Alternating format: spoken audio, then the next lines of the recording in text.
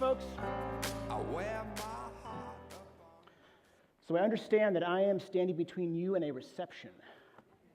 So I will try to be brief. Thank you for having me. It's really a pleasure to be here to talk about a topic that is very near and dear to my heart. I'm the Senior Director for Cybersecurity at the White House, but I've spent my entire career in public policy, first at a think tank, then on the Senate Intelligence Committee staff. Before I came to the NSC last year, I was Commerce Secretary Penny Pritzker's Senior Advisor for Technology Policy. I actually began my career as an aspiring law academic focused on international trade. I then made one of those pivots that can only happen in Washington, D.C. I spent many years researching and writing on nuclear non-proliferation challenges. As policy domains, international trade and non-proliferation have decades of accumulated research, writing, and practical policy experience.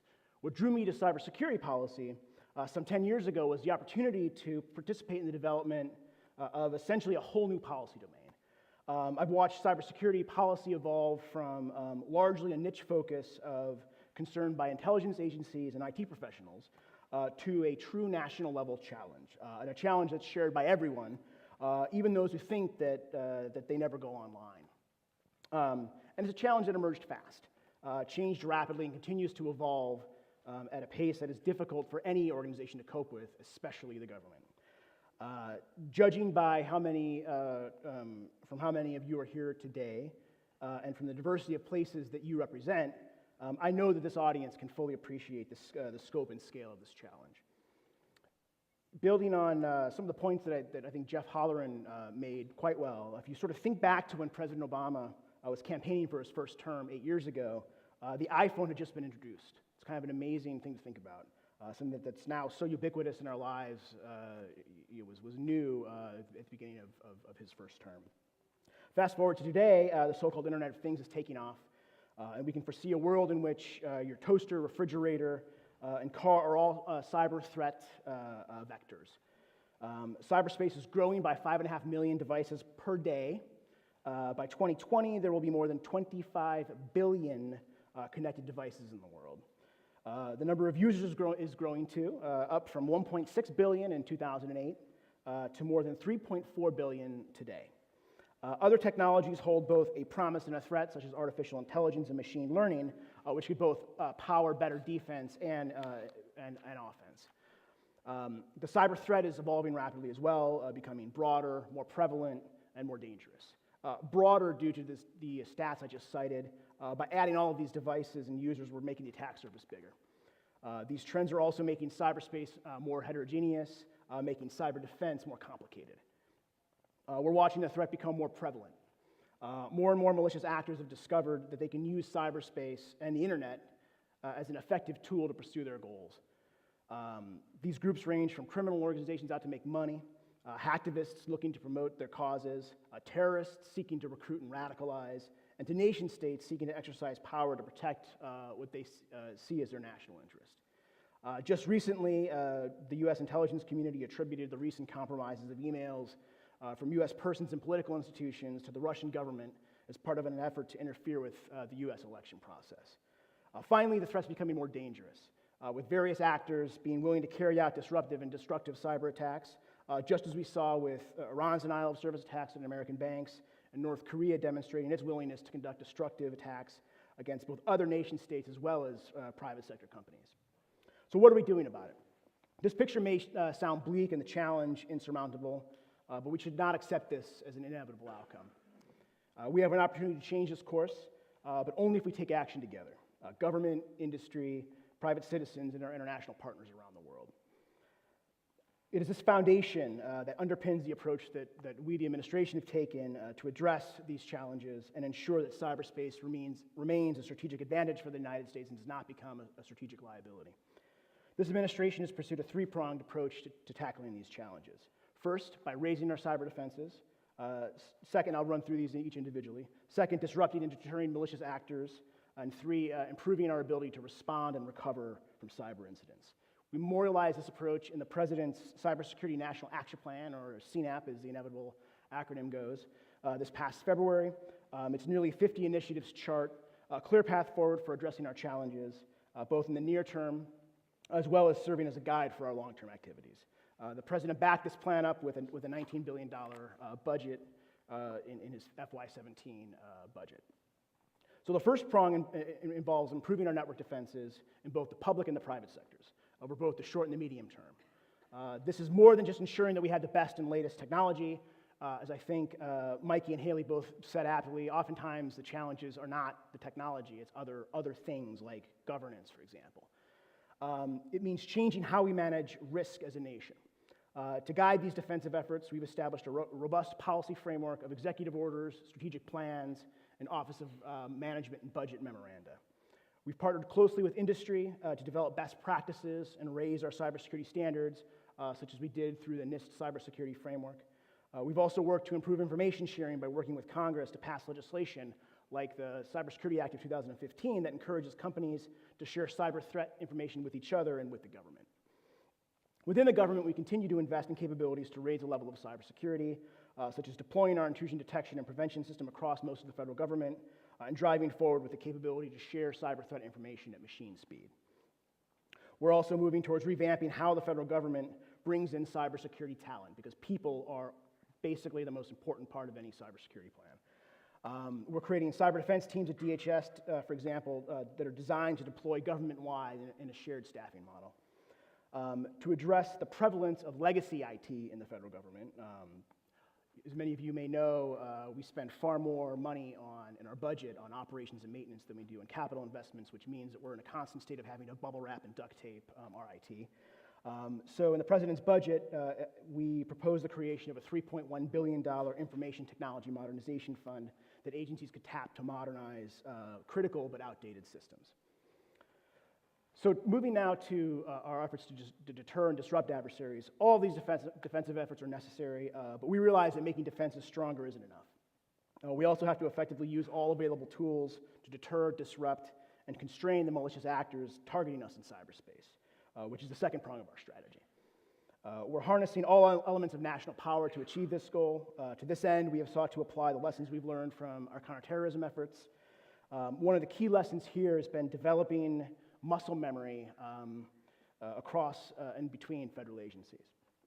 Taking another leaf from the lessons learned in counterterrorism, we created the Cyber Threat Intelligence Integration Center, or CTIC as the second inevitable acronym goes, to bring together cyber intelligence to facilitate cyber action in much the same way that the National Counterterrorism Center does for counterterrorism activities. Today, CTIC provides a common picture of cyber threat activity to policymakers and operators and helps ensure that our government cyber centers, law enforcement, and network defenders have the information they need to do their jobs. From its threat summaries to its in-depth assessments, CTIC has become the place that senior policymakers turn for threat analysis. Going forward, CTIC will be vital to our nation's cybersecurity mission. When we do detect cyber threats against our national security, we have established a robust framework to guide and support these disruptive efforts. In particular, the President issued Presidential Policy Decision 20, PPD 20, on cyberspace operations to govern how we engage in offensive and defensive operations designed to create effects in cyberspace. Our policy is one of restraint, and we have implemented a robust approval and oversight process. Just as with the use of physical force and other tools, we apply a framework to the use of cyber operations to ensure we stay consistent with our values.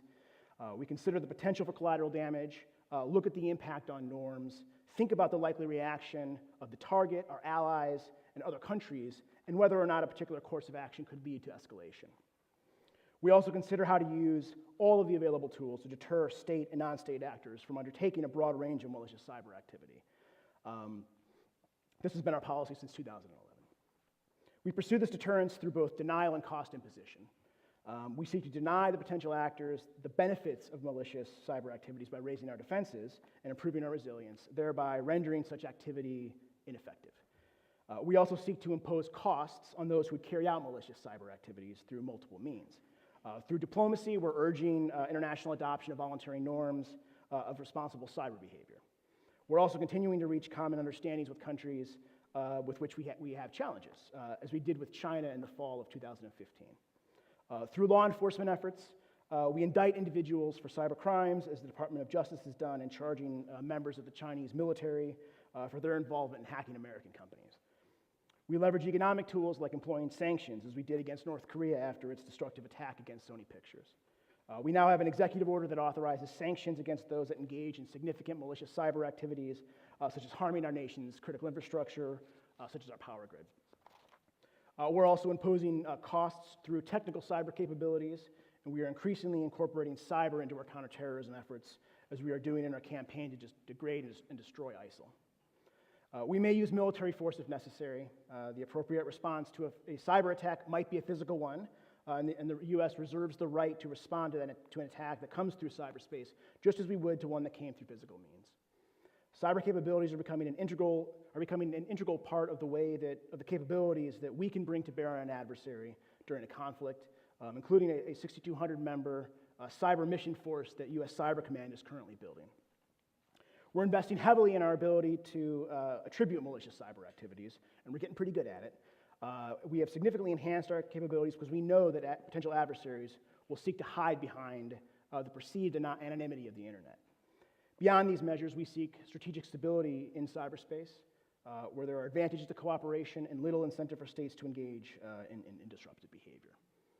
Our approach has three elements. One is to affirm that international law applies to state behavior in cyberspace, no exceptions.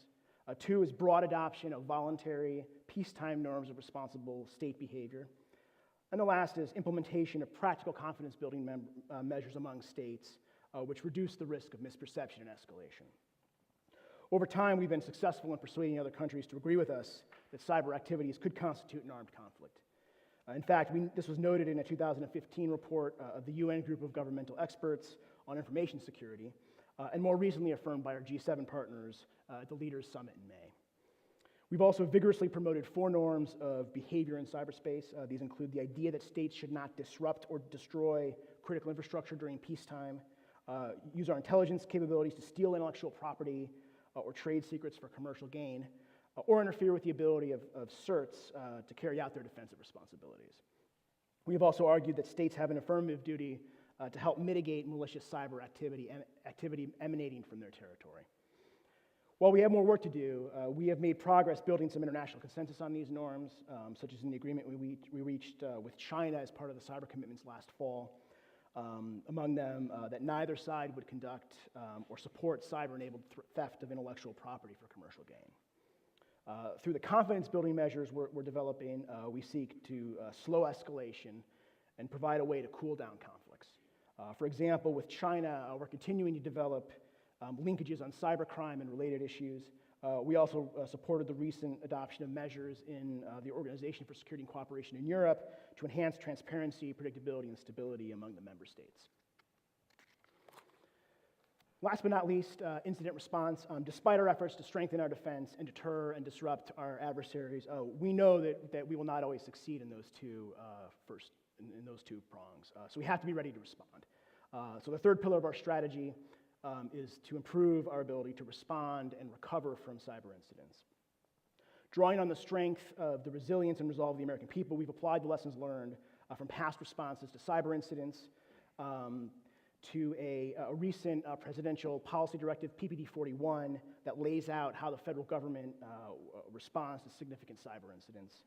The policy makes clear several principles, such as we all have a shared responsibility in guarding against cyber intrusions and managing incidents. The scope of our response will be based on an assessment of the level of risk created by the incident. The government will appropriately safeguard the victim's sensitive information. The government's response will be unified and coordinated across agencies. And our response will facilitate the restoration and recovery for victims of cyber incidents as quickly as possible. It also categorizes the government's activities into specific lines of effort and designates a lead agency for each. DOJ, acting through the FBI, will take the lead for responding to the immediate threat. They will leverage the full range of law enforcement, national security investigative tools to bear, from collecting evidence to attributing attacks to bring malicious cyber actors to justice. DHS will take the lead when it comes to helping organizations deal with the impact of malicious cyber activity on its assets. For example, DHS will provide technical assistance to victims to help them mitigate vulnerabilities, as well as assess potential risks to other entities in the same sector and mitigate those risks. OD&I, through the CTIC, will be responsible for providing intelligence analysis about the threat and identifying opportunities to mitigate or disrupt it. A fourth line of effort is actually most important to the victim, and that's restoring operations and getting back online. The PBD makes clear that we'll work with the victim on restoring their systems and getting them back online as soon as possible, while minimizing any disruption it may cause to their businesses. If the victim is a federal government entity, that entity will take the lead. We're implementing this PBD now, both in practice and through the process of writing more detailed incident response plans. When this president took office in 2009, as I mentioned at the top, cybersecurity was as a policy domain was in its infancy. Since that time, I think we've matured a great deal and have a comprehensive strategy for mitigating and managing the broad array of risks that we face as a nation. Questions of law and economics, foreign relations and diplomacy, as well as business perspectives from various sectors are increasingly driving how we consider policy changes in cybersecurity. These challenges are only growing more complex while the threats are growing more severe. This environment won't change or get any easier as we look ahead to the election and the transition. We're about 3 weeks from the election, less than 100 days left in the administration. But we are not pausing our efforts. As the president has said to us many, many times, we are going to run through the tape full speed. I will stop there. Thank you.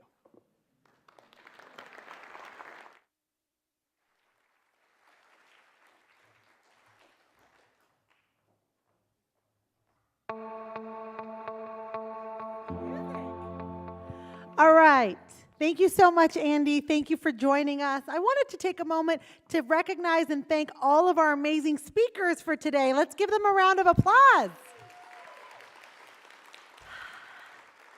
I also want to take a moment to thank our sponsors for making today possible. Our diamond sponsors, Amazon Web Services, BlackBerry, HPE, Intel, Microsoft, Salesforce, Samsung, SAP, Tegile, Verizon, and VMware. Our platinum sponsors, Capgemini, CBT Nuggets, eSign Live, and Riverbed. And our gold sponsor, BMC. Let's give them a round of applause. And with that, this is where if I was holding a mic, I'd drop the mic. Let's go celebrate our 8th anniversary in Cyberscoop launch. Let's do it. Thank you. See you next year.